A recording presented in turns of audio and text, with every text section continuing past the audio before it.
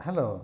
We saw how time series analysis involves decomposing the data into trend, seasonality, any other cycles, and noise or remainder components. And so far, we have done that using smoothing techniques and the Holt-Winters method. The other big technique for doing this uses the idea of autocorrelation. So, what is autocorrelation? Normally, when you think of correlation and the Pearson correlation coefficient, you're talking about taking two variables x and y and see how they are correlated. That is, how they vary together, whether they increase or decrease together in the same direction or in opposite directions.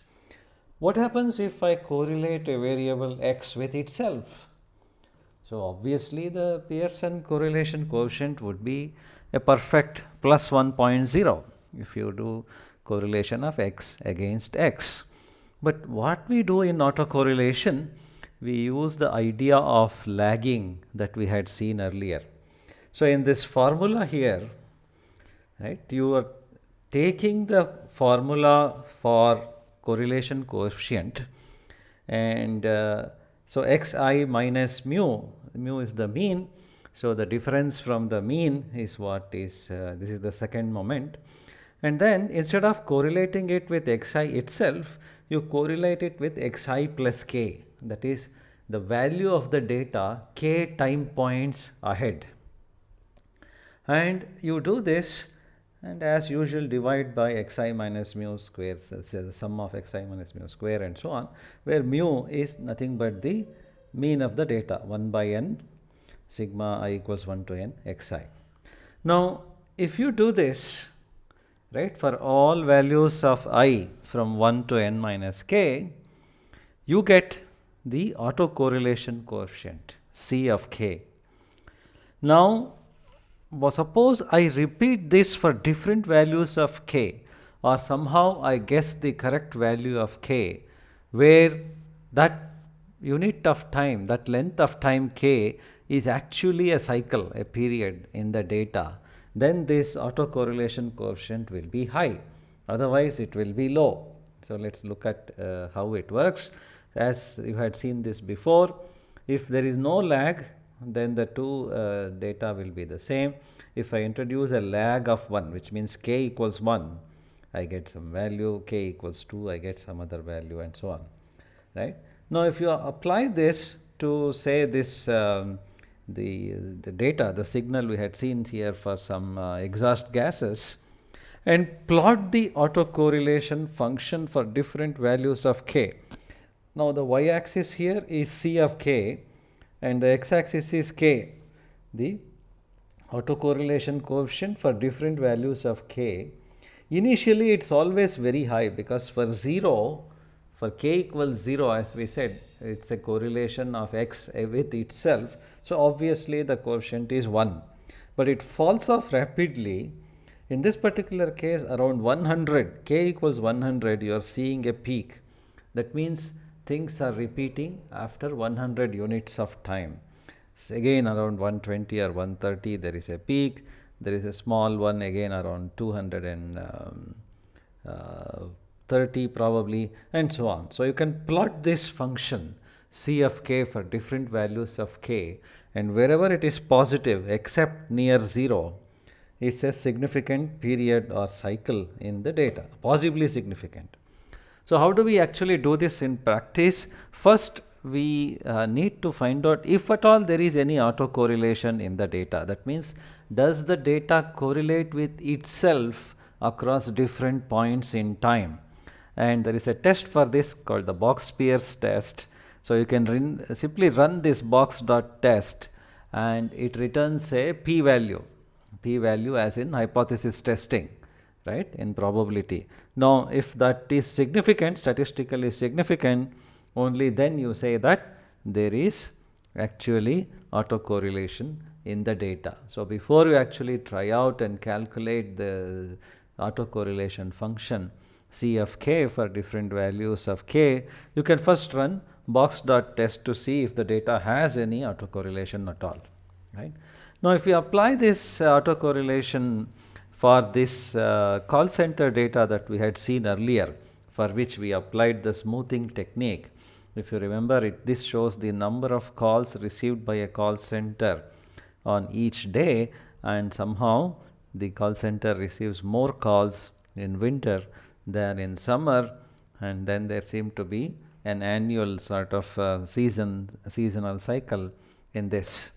Now, here is the ACF autocorrelation function plot for this call center data. So, you see the clear peak at 365. So, there is actually a yearly cycle or a seasonal component to this data.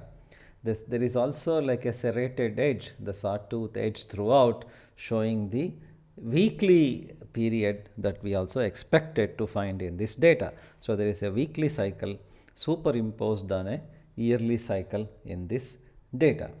Right. So, what we will do from here onwards is combine all of these good ideas that we have seen, all of these possible ways of analyzing, and build into a single methodology using what is called ARMA and ARIMA. Right. So, to summarize, if you do linear regression on the data value at point I, yi, is nothing but some beta times xi plus an error.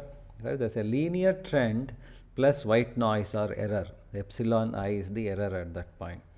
Right? In auto regression, instead of doing that, what we say is it's not a relationship between x and y, it's a relationship between x and itself.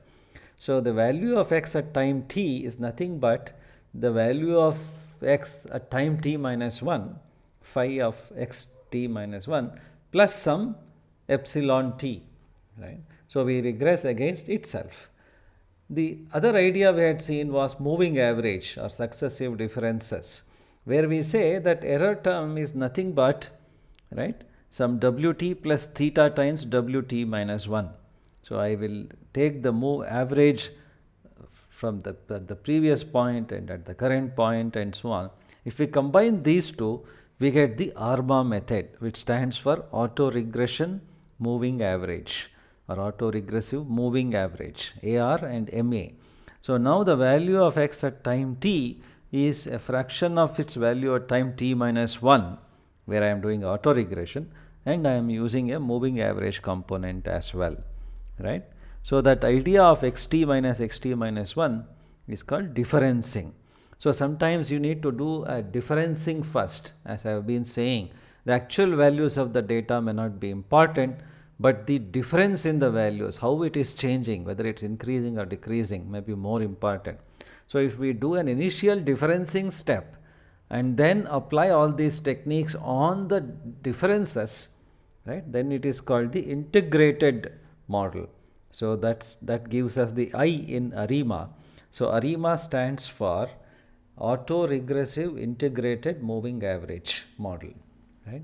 So, now the ARIMA modeling is all about figuring out how to combine these things, how much auto regression, how much moving average, how many times initial differencing, and by doing all this we can combine the different methods and arrive at one single model for doing time series analysis. And this ARIMA, the initial differencing, is supposed to be capable of handling some kinds of non-stationarity. If you remember, stationarity was a convenient assumption we made, which says that the statistical distribution properties of the data do not change over different segments of time. Suppose the data is non-stationary, then also ARIMA can handle it using this initial differencing method. So, but these methods work well when we still have to make these assumptions, right, that the noise terms, that is what you get after you subtract the trend and seasonality and any other cyclical periodic component, the noise terms, right, they have to be independent of each other, they have to be identically distributed, they have to be normally distributed, and they should have a zero mean, right. If all these conditions are satisfied, for example, they do not have a zero mean, then probably you haven't handled the trend part properly, right? And so on. So the noise have to be perfectly behaving statistically speaking. They have to be independent, identically distributed, normally distributed, and having zero mean.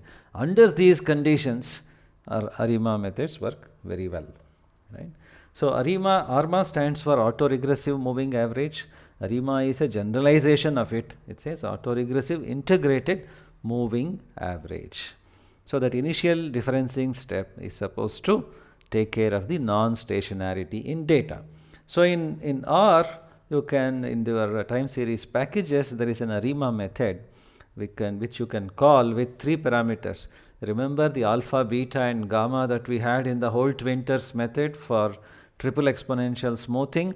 Here we have P, D and Q. P is the order of autoregression, Q is the order of moving average, and D is the degree of differencing. So P means not the, right, it's not the value of k in the autocorrelation function. Instead, it is how many AR coefficients to use. That is, how many different values of k should we try to find. So if you say p equals 1, means try to find one value of k for which there is good autocorrelation. You are expecting one periodic component in the data. If you say p equals 2, you are saying find me 2 different good values of k. That means 2 different periodic components in the data. For example, in the call center data, we should give p equals 2 because we did clearly see a weekly cycle and a yearly cycle. Right? Similarly, q is the order of moving average. How many different windows or periods should we take the moving average? For example, should I do a daily average, a weekly average and a monthly average? Then q would be 3, right? And similarly, D is the degree of differencing. Should I do the differencing once or twice and so on, right?